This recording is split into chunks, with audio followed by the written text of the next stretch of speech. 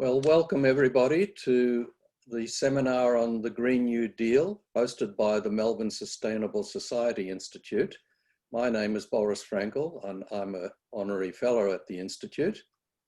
And before I introduce our two speakers, I'd like to acknowledge that we are on Wurundjeri country land, and I pay my respects to the past, present, and emerging elders.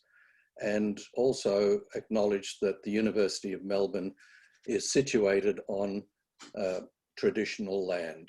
So let us now proceed to the seminar, and I'd like to make a few introductory comments. Why is the Green New Deal such a significant issue at the moment?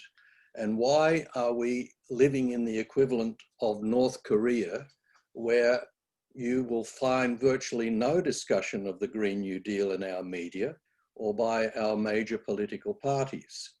For example, just 15 minutes ago, watching the debate between Vice President Pence and Kamala Harris, they were both discussing the Green New Deal. And if, for example, we had the leader of the Liberal Party and the Labor Party in an election debate, there would be no mention of the Green New Deal because our major parties simply do not acknowledge the need for such a Green New Deal. And by comparison, in America, we have Donald Trump last week accusing Biden of going to spend $100 trillion, if only that were true, but $100 trillion on the Green New Deal. And once again, Vice President Pence accusing Kamala Harris of going to be spending trillions on the Green New Deal. Now, both Biden and Harris reject any claim that they are going to be launching a Green New Deal. But just quickly switching to Europe, we're not talking about left-wing parties here. We're talking about very conservative Christian Democratic and other parties in the European Union and in the European Parliament, which is dominated by conservative parties. They have adopted a Green New Deal. Yet in Australia, there's virtually no discussion of what a Green New Deal means. So today, it's more or less a public service to open the discussion here about what a Green New Deal means. And our two speakers today are Professor Robyn Eckersley and Associate Professor Peter Christoff. Both have been long seasoned analysts and commentators on climate policy and have surveyed the world in terms of various type of approaches to resolving the climate emergency that we currently confront. So the format of the seminar today is that both speakers will speak for approximately 10 to 12 minutes. Peter will begin first and then followed by Robyn. After that, we will have a brief discussion amongst the three of us, and then we'll open questions to Q&A. So let us turn first of all to Peter Christoff, who will begin his presentation. Thank you, Peter. Thanks very much, Boris. Look, I'd also like to first of all acknowledge that I'm joining this event from the land of the Wurundjeri and pay my respects to elders past and present. I'd also like to thank Claire Denby for organising this event. I'll be really brief. We only have 10 minutes. Most people, I hope, in the audience will be aware that the idea of the Green New Deal, or Green New Deals if they've emerged, has been around for about the last 10, 15 years. I think the New York Times journalist Thomas Friedman was the one who first floated the idea in about 2007 in the run-up to the Copenhagen climate negotiations.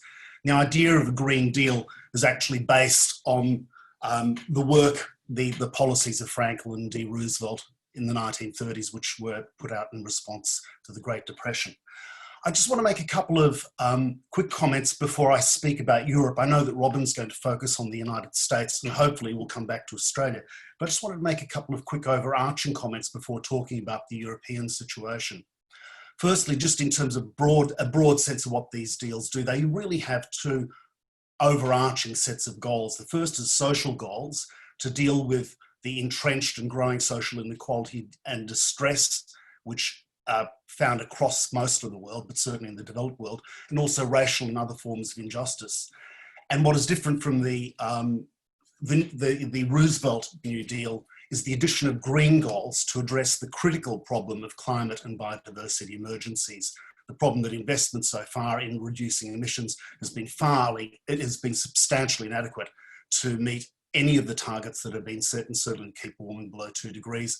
And we have a critical need for ecological restoration to overcome the planet-wide problem of hyper-industrialisation and its consequences.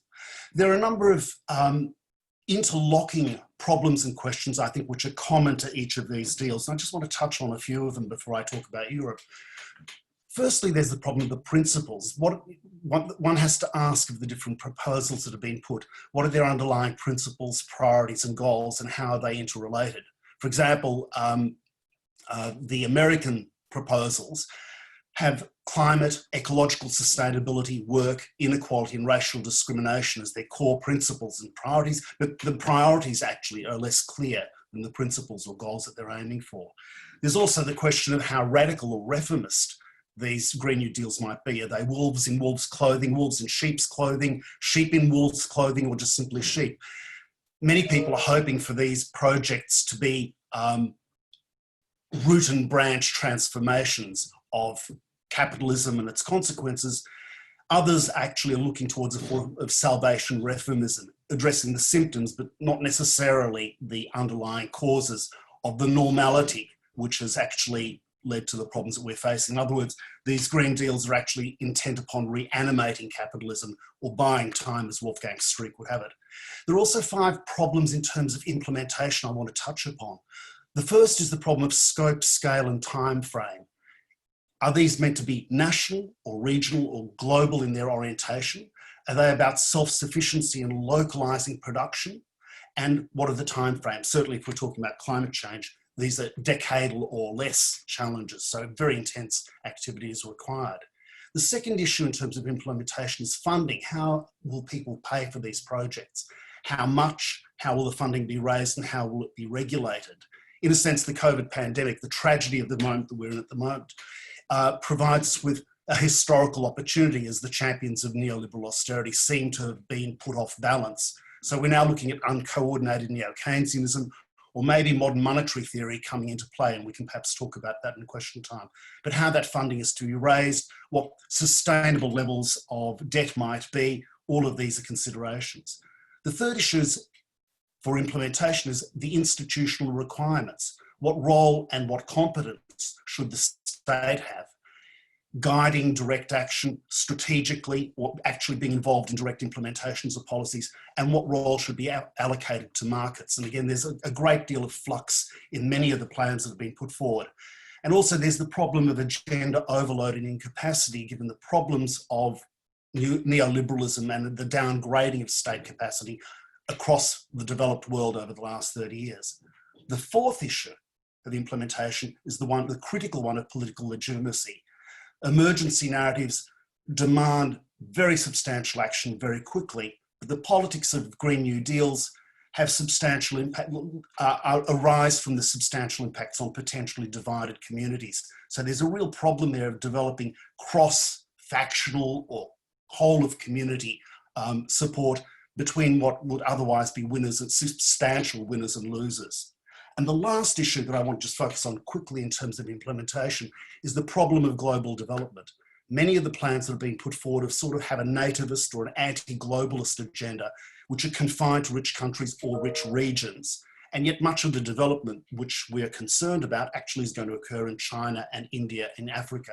So there's a problem of limiting the reach of these plans to actually shore up or wall up what's occurring in these countries or regions of the industrialized world, and actually missing many of the much larger issues that need to be addressed.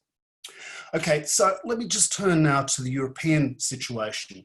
And I want to focus on the EU's European Green Deal, which was announced fortuitously at the end of last year, just before the pandemic hit Europe, and which has now been adopted and which is being brought into being by the European Parliament. And I think the language around this is really interesting. When it was announced, the European Commission's Executive Vice President in charge of the deal, Frans Timmermans, said, "We're in a climate and environmental emergency, and the deal is an opportunity to improve the health and well-being of our people by transforming our economic model." So the ambitions are quite substantial. New economic growth, and this is a growth-factored, growth-oriented project, climate neutrality continentally by 2050, sustainable production, and a just transition. In other words, what we're looking at is a new Marshall Plan for economic reconstruction. The broad elements of the European Green Deal, and I'm going to share a slide here if I may. And I can't, sorry Claire, okay, so I'll just speak to this. There are a number of elements, quite complicated elements to this deal, building on the capacities of the European Union to actually handle and use directives from above. Front and foremost, and this is the Climate Target Plan and the European Climate Law, which is now coming into being, part of which has just been passed. This has been driven by the Paris Agreement, and interestingly, only on Tuesday this week, has now landed with a target of minus 60% emissions reduction by 2030. In other words, this is a core and driving economic and ecological imperative of the New Deal. This target is yet to be fully approved by the European Council, but there is a strong likelihood that it is now going to be supported and put forward when the Paris Agreement's requirements to upgrade targets come forward in Glasgow. There's also a biodiversity strategy, a strategy for energy integration, industrial strategy, circular economy action plan, a farm to fork strategy, and a just transition mechanism. In other words, this is a complex whole of economy reconfiguring of activity within the European Union. What's notable about this plan is the extent to which it is top-down and relies upon a top-down statism which has been built into the heart of the European Union. Well-developed and well-accepted integrative mechanisms are at play. So, for example, with the Climate Target Plan, you are relying on the emissions trading scheme, which is already in play, effort sharing regulation, land use and land change regulations, energy efficiency directives, renewable energy directives, and now newly articulated the European Climate Law, and potentially also a climate border tax. Funding and financing is a critical problem and has been made much more difficult as a result of COVID. The European Union plans to invest some 1 trillion, at least 1 trillion euros in the implementation of the Green Deal through an investment plan that it's articulated. About a quarter of this is going to go on renovating the energy systems of Europe to decarbonise them or move them towards substantial decarbonisation by 2030. All up, there's going to be an expend of about 1.8 trillion euro to help both reboot the economy following the damage of COVID, and also a minimum of 30% of the total amount will be spent on climate objectives. So there's this interplay between the response to COVID, and also the preservation of the core idea of the Green Deal. The political legitimacy of this plan is untested. First of all, it's quite clear that a very substantial proportion of Europeans support action against climate change and see it as a serious problem, some 93%. There is significant problems and tensions between national communities and between European member states, which were exacerbated by the global financial crisis and now also the COVID crisis, which are underlying the ways in which this plan, this deal is being brought together, hopefully to integrate action and to deal with some of those tensions. So the political support for the Green Deal at the level of the European Parliament has been substantial. There's been a strong vote endorsing the Green Deal in January this year. There's still variable support amongst the 27 member countries of the European Union, and there's an expectation that some of them, particularly Poland, will be a problem. In terms of funding, and I'll perhaps end on this point, in terms of funding, given that the European economy is expected to contract by about 7.5% this year, and there'll be ongoing economic impacts, there are significant problems as to how these sorts of projects are to be funded. Nevertheless, the European Parliament has drawn upon its existing resources and for the first time gone and raised money in capital markets more generally to underpin this absolutely unprecedented level of expenditure for both the deal and also dealing with COVID. So what people are now talking about is a recovery alliance, green recovery alliance. And it's been really, I think, notable to see the way in which the EU has responded to the problem of tensions with implementing a Green Deal and the money involved in that by actually passing motions which call for the Green Deal to be placed at the core of Europe's recovery. So just in conclusion, what I think is outstanding about the European Green Deal is just how mainstream it has become, to speak to your point, Boris. It is a common and widely accepted approach for dealing with social and economic and ecological problems. It's a central part of all of the discussions about reconfiguring the European economy. And I think, again, as you said, it stands in astonishing contrast to many of the debates that have occurred elsewhere. I think the reason for that is because of the deep embeddedness of many of the institutions and many of the directives and projects which underpin or which contribute to the Green Deal. So 20, 30 years of work on climate change has done the European Union a great service in being able to push this as hard as it has.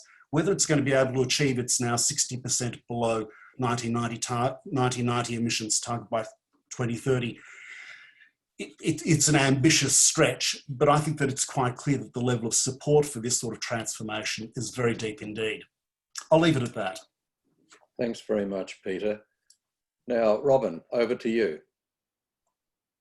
Thank you very much, Boris. I'd also like to acknowledge that we're on Wurundjeri land and pay my respects to to all generations. I'd also like to thank Missy for organising this and Boris for chairing. As Boris has mentioned, I'm going to be talking about the US, and I have a PowerPoint slide, so I'm just going to go into screen share. It's been disabled. Claire, can you enable it, please? Yes, all done. Thank you very much. Robyn.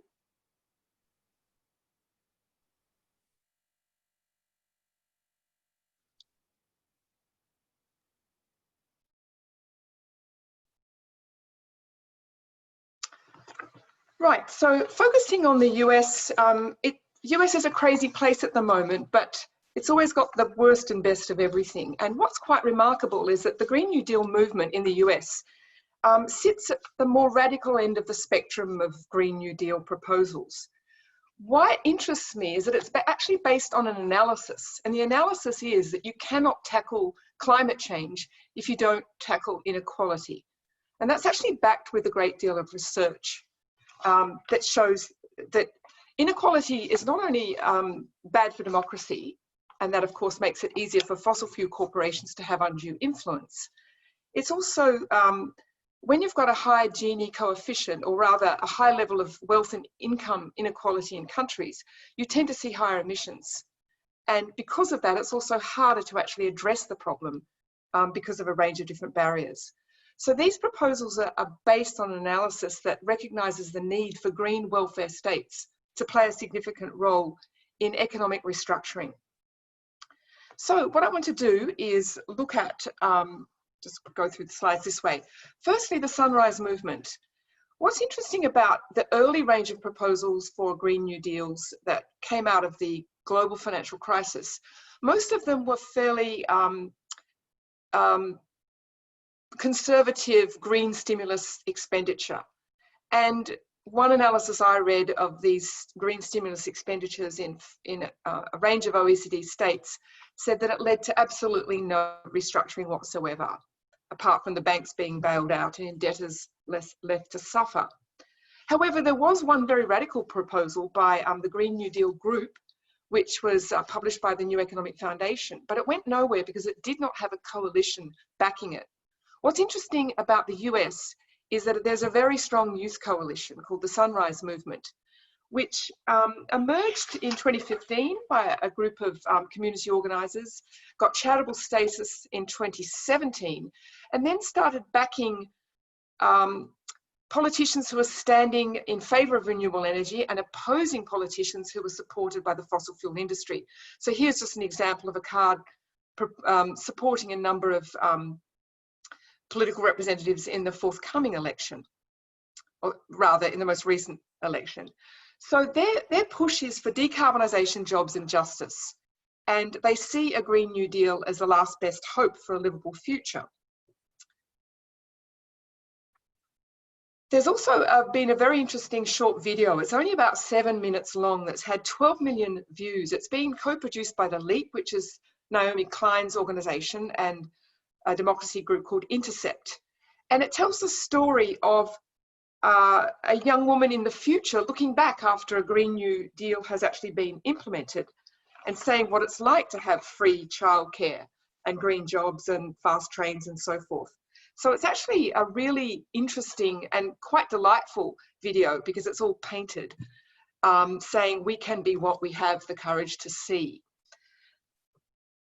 There's also a book that's been launched, The Green New Deal, only a few months ago, August, and it has contributors by a range of different folk, including Joseph Stiglitz, Naomi Klein, Bill McKibben, a bunch of youth leaders, and many of the children who, with Alexandria Ocasio-Cortez, occupied the office of Nancy Pelosi back in November 2018, and they were inspired by Greta Thunberg.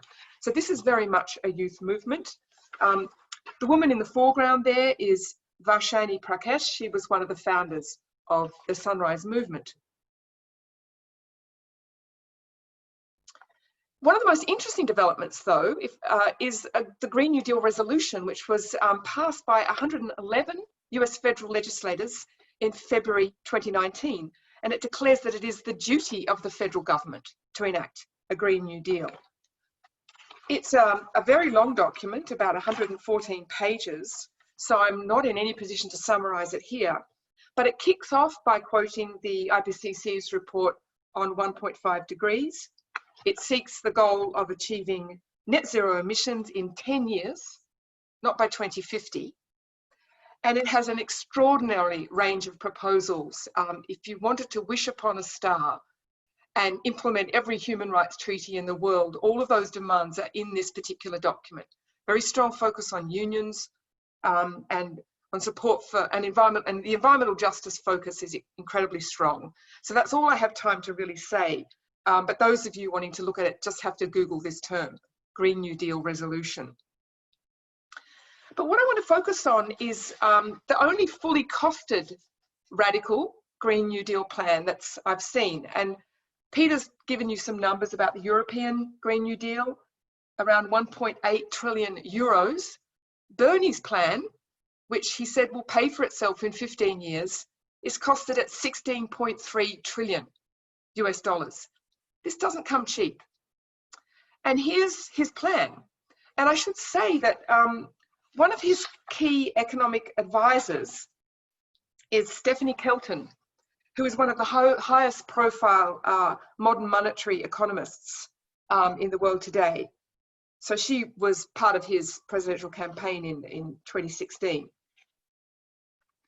So you can see here, $300 raised from just eliminating fossil fuel subsidies, increasing taxation on companies, 1.2 trillion from saving the military expenses involved in protecting oil shipping routes. That's not an insignificant sum. 6.4 trillion from selling energy via power marketing authorities. 2.3 trillion from income taxes, because there'll be a whole lot of new green jobs created. 1.3 trillion by reducing the need for what the US currently spends on public assistance programs, because there'll be so many new jobs generated.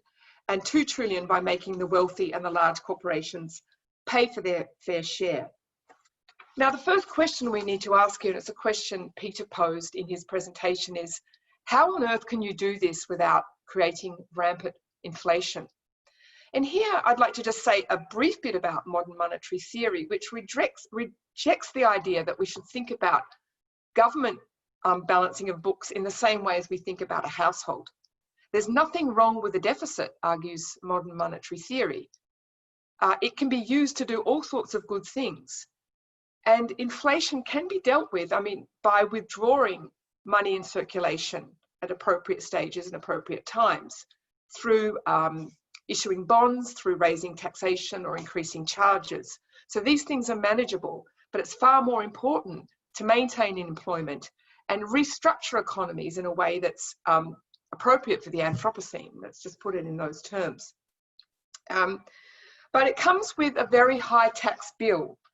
And one of the closest studies I've read of this particular proposal says that it can be financed without causing excessive inflation, provided US society is prepared to wear the sort of taxation that they did mid-century. So this pretty much, Sanders' proposal looks at increasing the total tax take by about 40%, which is not insignificant.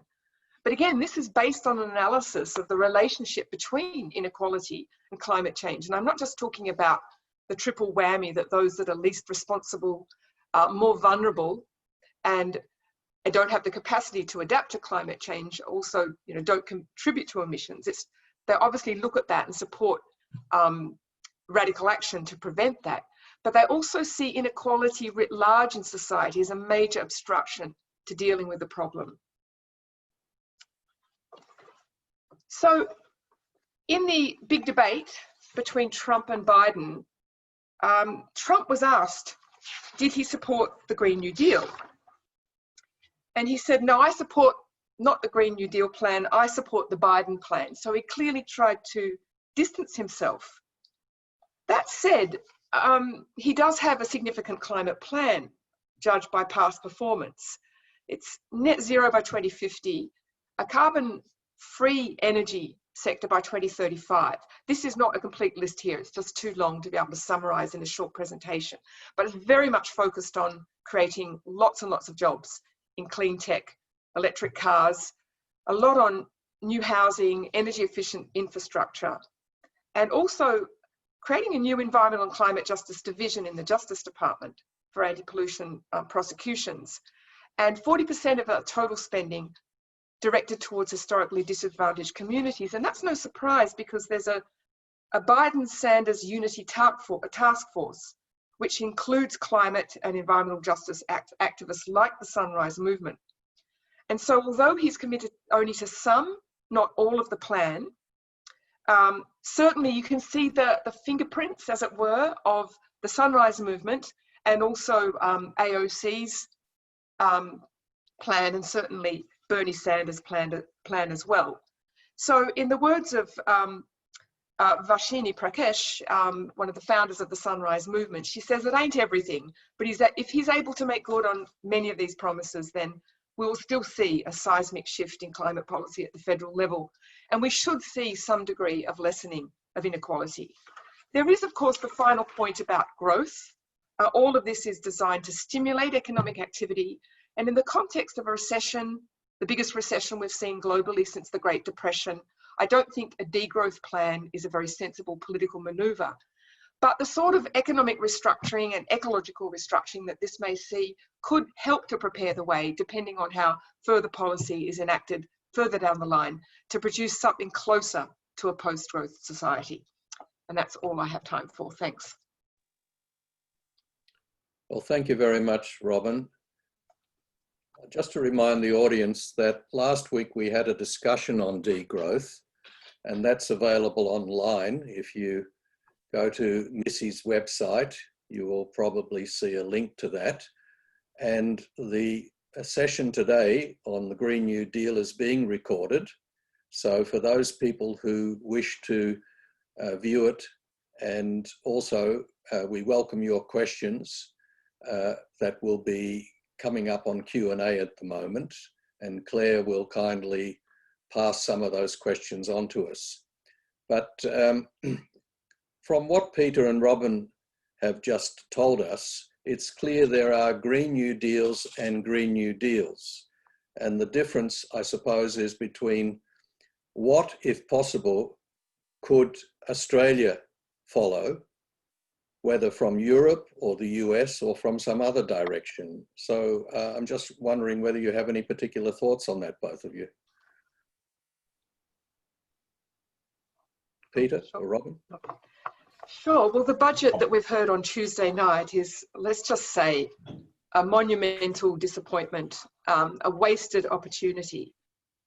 It's doing the very opposite of what I've just presented on by, we're bringing forward tax cuts, which overwhelmingly benefits higher income earners. As for the clean energy transition, it's obviously leading with a gas-led recovery. It's supporting an aged coal-powered station, and it's using some of the money from the organisations created by the Gillard government with its Clean Energy Future package. It's using that to support carbon capture and storage, which is incredibly expensive. It's got a few peanuts for the electrification of our vehicle fleet, but it's generally a massive missed opportunity. And despite the fact that they've thrown out the window the idea of dealing with the budget deficit, which has been one of their only abiding concerns in previous years. So that's out the window, and that's a good thing. That's probably the only thing that's a good thing. But this is a monumental spend that's not doing all the work. We have to think about these spends like a chess game where you do as many things as you possibly can with the one move. And they've squandered that. That's all that can be said. Peter? Look, I think the problem that we face in Australia is similar to the one that the American proposal is going to encounter when we finally see the outcome of the election, whichever way it goes, which is that there are some very deeply entrenched divisions in Australia, as is the case in the United States, which would need to be overcome if you're going to actually have a proper whole of society, whole of economy Green New Deal. So to go back to the point that you made right at the start, Boris, we haven't even got to first base. There's still not a discussion about what might be required, which would have to occur in a way that actually breaches or extends beyond the sort of deeply partisan political nodes in Australian society. The Greens have got a proposal for a Green New Deal. It doesn't seem to have any substance behind it at the moment. I know there's some stuff occurring around the Labor Party, but to be honest, this has to be a broad whole of community discussion, the sort that occurred where we had, no one remembers this anymore, but the Ecologically Sustainable Development Plan or New Economic Summit, National Economic Summit or something like that. Robyn's absolutely right. I mean, the current budget, I think, reverts to type in terms of reinforcing this idea that economic growth is fundamental. And not only that, but the way to do it is by diminishing taxes, diminishing the capacities of the state to do various things, and simply allowing the economy to do what it does best, which of course has been precisely what it doesn't do best for the environment and for society at large. So I think we have missed a huge opportunity. And at that moment as well, given that there are financial implications behind this budget, we've also shut down or made it much harder to move towards a Green New Deal discussion. It's a tragedy. Thanks, Peter. I wonder whether either of you would like to comment on the fact that, for example, in the European Union, the proposed spending for the next 7 to 10 years is still about only a third of what is required from most environmentalist analyses of the European New Deal. And also key areas are not adequately addressed. I'm thinking here, for example, of agriculture, and agriculture constitutes a very large part, 30% of the EU budget, and countries such as the Netherlands and France, for example, are opposed to any kind of environmental proposals that change the nature of agriculture in these countries or across the EU. And some people in Australia under the Green Accord wish to adopt the Netherlands proposal on agriculture and food production in Australia, which itself is unsustainable in the Netherlands, let alone bringing it to Australia, which is has an environment which, as we all know, will not cope with the type of agribusiness future that some people propose. So I'm just wondering what both of you think of these particular difficulties in the EU proposal apropos Australia. Look, if I may go first, Robyn. Look, I agree with you, and I think there are clearly two different ways of looking at the European Green Deal. One is Greta Thunberg's, which is that this is a scandal and that it's not doing anything anywhere near fast enough, in particular in relation to climate change. Mind you, the minus 60% target is a real innovation in terms of thinking within the European context. So on the one hand, there is clearly a very strong critique which recognises that the deal as it is currently articulated is not going to do what is required. On the other hand, and this is a bit like the Paris Agreement, there are people who are saying this is the best, and really the best, pragmatic resolution that we can come to, given the different forces at play within the 27 countries that are part of the EU, already quite fractious internally. And secondly, to speak to the earlier part of what you're asking, there are also dynamics occurring within each of those countries' economies, which may actually lead to more money coming in from the private sector, which will actually boost the amount that is actually going to be contributing to those transformative activities.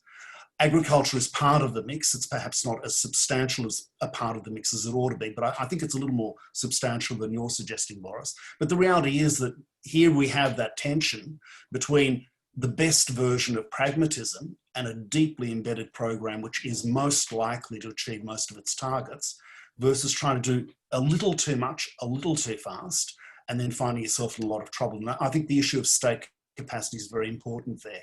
Even in Europe, where the state has not been run down to the degree that it has in the UK or in Australia, or whether it actually ever existed in the United States is a question you'd want to ask. Even in Europe, there is a point where you simply overload, you over-agendize, you over-bureaucratize these processes and they grind to a halt. So I'm a fan of the European approach at the moment, though I recognise that it actually has to go much further than it's setting itself to do at this point in time. Yeah. Am I muted? No, I'm not. No.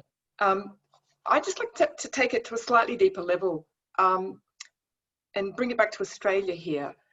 Because we're such a trade-exposed economy, and because we've had neoliberalism grasp the imagination of major parties for a long period, and because in this budget we've seen the government reduce its capacity to restructure by reducing its own tax take and relying on consumers to spend, then in our agricultural industry and our mining industry, the biggest refrain is to protect their competitiveness. So our agricultural industry is highly competitive, but it does it at huge cost to our environment. And to move towards more sustainable agriculture, of course, would reduce the output. And so this raises the big question about which Peter asked in one of the big questions he raised at the very beginning of his presentation.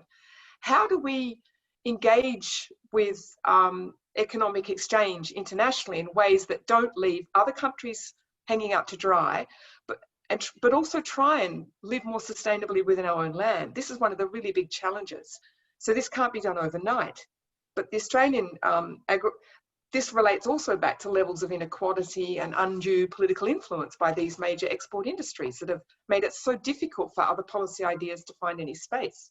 So these are the big structural problems, and that's why any Green New Deal should be based on an analysis of what's stopping ecological sustainability, and then to build the state in a way that it can actually restructure. And behind all of this is an increased and unavoidable role for the state if we want anything close to a just transition and anything close to a rapid transition. So these are huge problems and bigger challenges here politically than anywhere else. Thank you, Robyn. We're starting to get some questions rolling in. Just to summarise a few of them, where does the other Boris's plans stand on the EU, namely the UK and Boris Johnson?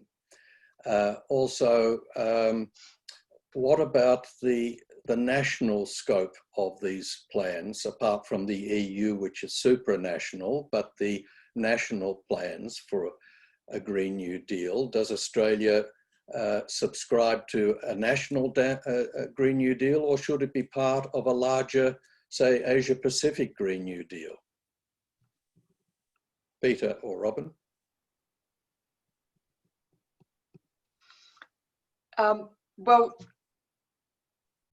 A Green New Deal is probably best done at the national level, given that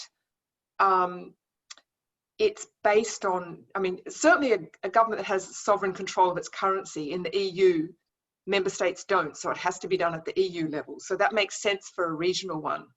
But when you don't have a monetary union, it's a bit tricky if you want to use modern monetary theory.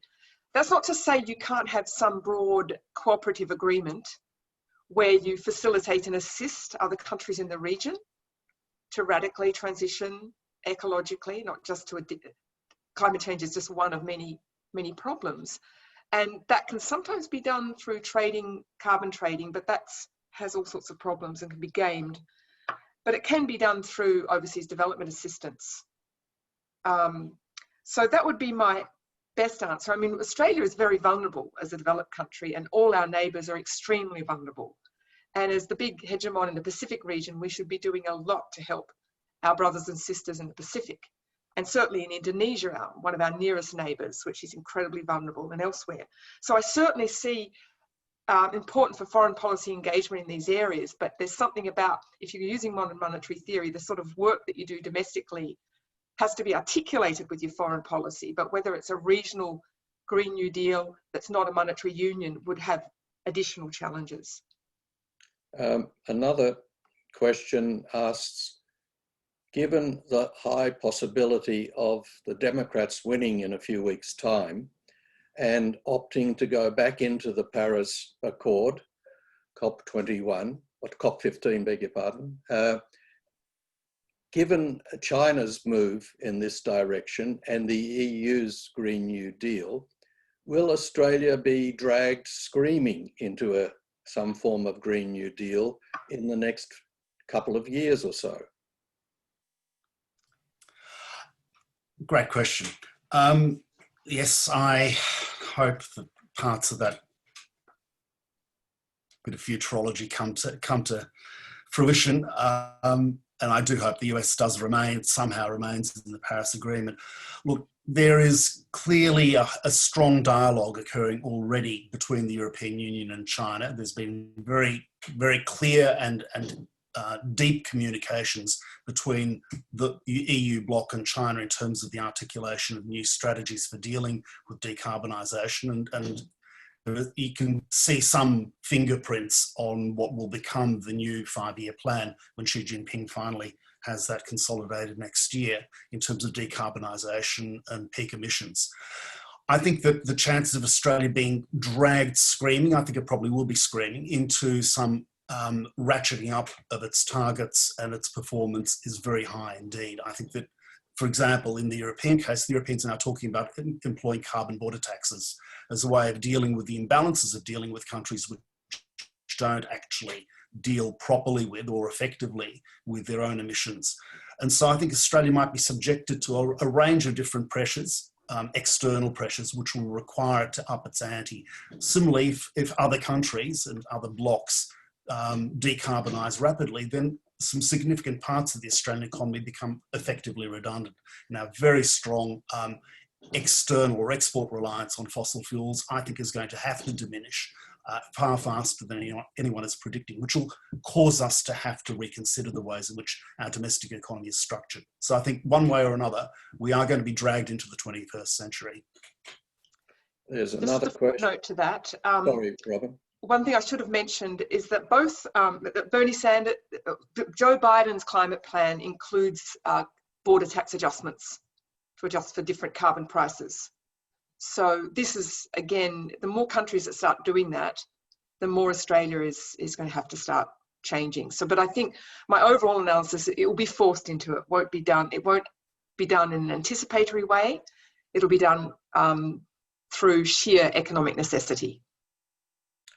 Another question. The Australian finance sector is developing an Australian sustainable finance roadmap that meets the UN Sustainable Development Goals and the Paris Agreement target, including zero net emissions before 2050, plus green finance support for developing countries. Are you aware of this, and is it a positive step by banks and the investment sector? I'm not aware of that particular initiative, but I've certainly been following the carbon disclosure rules and the divestment movement, but not, and some of our super funds are moving in that direction, but some of them are resisting it. So yes, I can't say more than that. It's a welcome development, but I'm not aware of that particular movement or push. Same here, but I do want to say this. I think that anything that aims simply for carbon neutrality or net zero by 2050 misses the point. most of the heavy work, the extraordinarily difficult work of decarbonisation has to occur within the next decade. Again, one of the reasons I'm a fan of what the Europeans are trying to do. It's particularly important with the energy sector, so power generation and also the transport sector, because when you think about the other sectors, and you mentioned agriculture, Boris, it's going to be much harder for us to reduce emissions in those sectors for the very obvious reasons we're going to continue to produce food. And so I think that anything that is simply aiming for a very long-term target, I think misses the point of the need for a radical and intensive decarbonisation strategy over the next decade. More questions. One question here is whether, given Rebecca Huntley's focus group studies sounding out people's responses to the Green New Deal and the lack of awareness of this in Australia, and I would attribute this largely to the silence coming from our public broadcasters, the ABC and SBS, should be ashamed of themselves in terms of not informing the Australian public about Green New Deals across the world. And this is a case of gross negligence. But given the fact that, and our commercial media say virtually nothing about the Green New Deal as well, but you would expect our public broadcasters to be involved in at least discussing some of these issues. Given this situation, do you think that a Green New Deal cannot be marketed under that name in Australia? This is what the questioner asks, and whether we should rebadge it under another name. Look, I know that there's talk at the moment about talking about a green accord or something along those sorts of lines. You know, what's in a name? A rose is a rose is a rose. I think that the problem is not the naming. I think that the problem is the way in which it's going to be articulated and promoted to the public at large. We've already had a deep, bruising and schismatic fight over just a carbon tax, carbon pricing scheme. This is a much bigger and much more transformative proposal that we're talking about. To do that, you do need to have substantial public champions across the political board who are able to speak to its different elements, to draw together what would otherwise be very disparate and very fractious elements in the community. And we've already seen that happen in terms of the carbon price and the ETS. So I think that the issue is not public, the question might be, I'm trying to interpret the question, is it going to be public support that is going to drive this, or is it going to be leadership from within different intellectual communities that's going to drive this debate? I'm not sure of that, but at the moment, I think you're right. We're not having a discussion coming from any of these quarters, and I think that's the problem that we face in Australia. Having said that, the examples overseas are now significant enough to draw attention and to really attract a debate. So I think that's where we should be going next. Yeah, I think there is something to be said about branding here, because the word green, of course, in Australia for the major political parties just means the Green Party, and they do a lot of scapegoating there. So coming up with some Aussie term might work. But we need to think about the politics here. And as Peter mentioned, we have no conservative champions for climate change in this country, except a former leader of the Liberal Party, Hewson. And it's extraordinary how few we have. And even in the corporate world, although there's some shifts apace, they're quite significant relative to the past, we have such a long way to travel. One of the reasons is that ecological problems generally, and climate change in particular, any restructuring or change to deal with it, you've got concentrated losers and diffuse beneficiaries. And the former organise, and they've got a lot of money, and they push back, and the latter don't. And so we don't, that's one of the reasons we don't have a lot of change. So the only way we can see change in this country is to have broad-based coalitions in the community, and probably for the Labor and the Greens to start to learn to cooperate in the way that the National Party and Liberals do, because they may be kept out of office if they don't. So we need to start crossing aisles, mixing things up, and finding ways in which we can build broad-based coalitions for this sort of change. It can't be done just on one side or the other side of the so-called divide in Australian politics. Yes, thanks, Robyn. Just apropos, no conservative case for climate change or a Green New Deal. In a new book by Anatol Lieven, who is a conservative defender of nationalism. It's called Climate Action and Climate Change in the Nation State. He argues that the US military should support the Green New Deal, and other US and other military defense departments in other countries should support the Green New Deal, because without that, there'll be climate chaos, and we need to change address the climate emergency. So here is a strong conservative case in favor of the Green New Deal. Not so much in favor of equality, but certainly in favor of military strategy. Any comments? Well, yes, the Defense Department in the US has been running with that argument for a very long time. One of the biggest solar arrays in the US is on Defense Department land. They're doing a lot to reduce their carbon boot print. They recognise the huge impacts of climate change to defence assets, particularly their bases all around the world, which of course are on the coast. So they get it. They're looking at alternative forms of fuel, different ways of being battle ready. So they've always been engaged in long-term forecasting. So this is not a new idea. It's very much been swallowed by the Department of Defence, so much so that the Republicans in Congress have balked at some of their proposals and appropriation bills and arguments in their quadrennial defence review, which is quite extraordinary. So this is another way of doing it. But the problem is it doesn't deal with structural inequality. And if you don't deal with structural inequality, democracy gets worse, many more people get left behind, and forces that stand to lose from this restructuring are typically in a stronger position to oppose. Oh, just in terms of criticisms coming from degrowthers and other critics of the very mild form proposed by the Green New Deal in Europe and in America.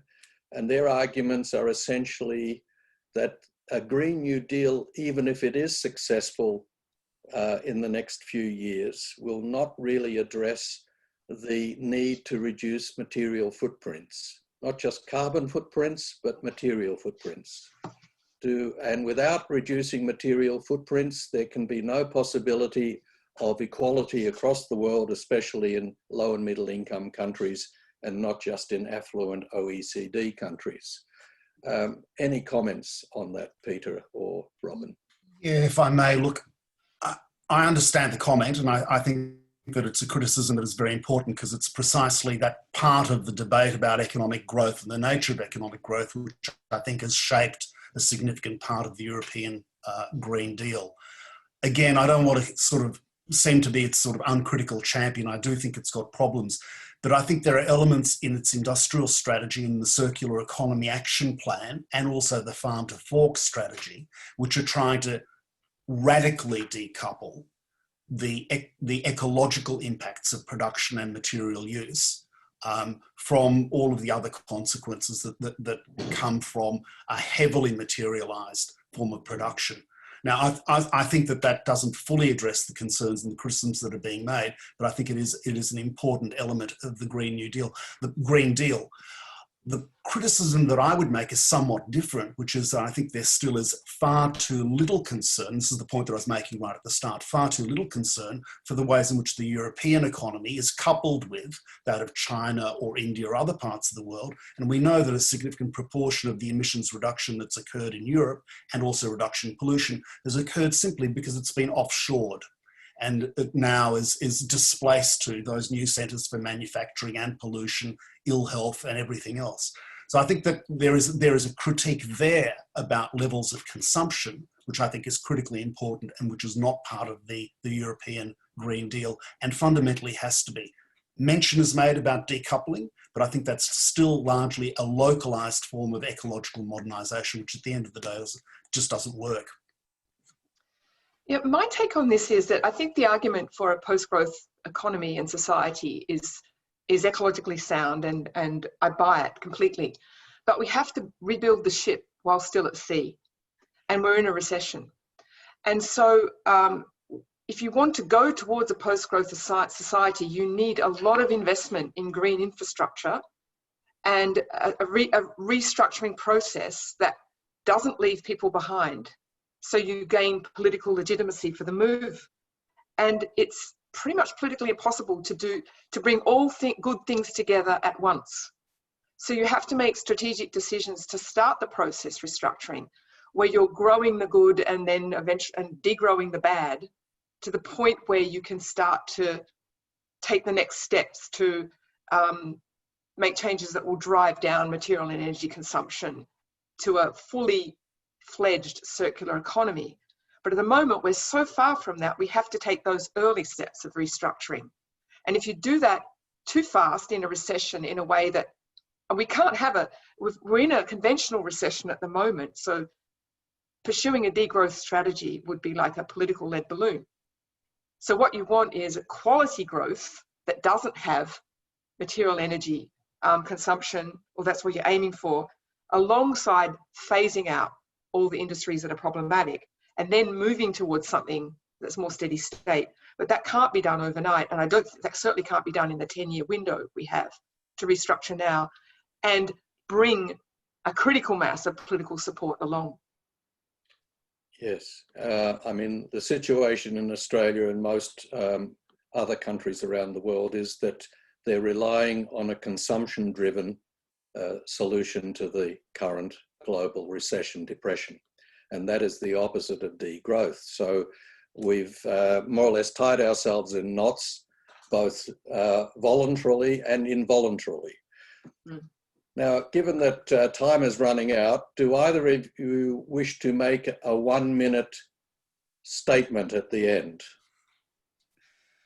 I may not want to go for a minute, Boris, but I do want to just go back to the issue of finances and funding, which I raised, and the issue of sustainable debt. I think one of the really interesting moments, and using the term judiciously, that we are in at this stage, it leaves the question of how much debt a state, a country can accommodate and work with quite open. It is quite clear that we're now sort of engaging in a form of neo-Keynesianism, which accommodates and legitimises very high levels of debt, the levels themselves not being clearly defined or prescribed in any way. So I think that, to speak to Robyn's earlier point about, well, you know, in Australia, we now have wasted this budget. Yes, in one sense we have, if we stay with the common narrative of a neoliberal notion of getting back to surplus as quickly as possible. If we don't actually adopt that narrative, then there are other and much more creative ways of thinking about how we deal with the problems we face. And I think one of the very important arguments which we have to have in Australia is about effective, sustainable and properly used public debt, and also private debt. That debate isn't occurring, and I think this is the opportunity to do it. Thank you, Peter. Any comments? You've got no, less than a minute. I don't know whether we can accommodate you, Robyn. That's fine. Before we get cut off, I'd just like to inform all viewers and attendees today that this is being recorded, and that we're sorry we couldn't answer all the questions, but thank you very much for attending. And please check up online at the MISSI's website, Melbourne Sustainable Society Institute's website, if you would like any further information. But thanks once again, Robyn. Sorry we couldn't accommodate. That's fine. Bye, everybody. Bye. Thanks, Boris. Bye. Thank you.